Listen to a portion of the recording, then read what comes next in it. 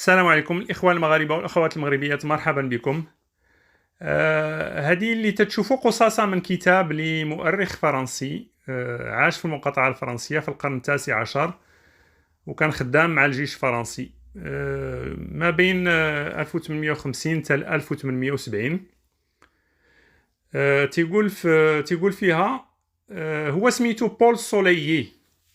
تيقول au Maroc chaque année une grande caravane part avant la fin de septembre d'Akka et de Tindouf pour Tombouctou. نترجم من المغرب أو في المغرب كل سنة قافلة كبيرة تتخرج قبل نهاية شهر شتنبر من عكا ومن تندوف ذاهبة أو مرتحلة إلى تيمبوكتو في مالي، المغرب وتندوف المغربية.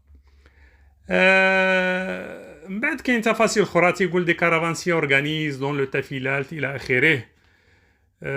حنا تنعرفوا بان القوافل المغربيه كانت تتاجر من مالي، تدوز بتندوف اللي كانت محطه، سواء تطلع الفيقيق ومن بعد تطلع الفاس مرورا بالشارق قناة العبادله الى اخره، او لا من تندوف تتمشي لاكادير، او لا من تندوف تطلع للصويره باش عوضات اكادير من بعد، ولا تطلع لمراكش.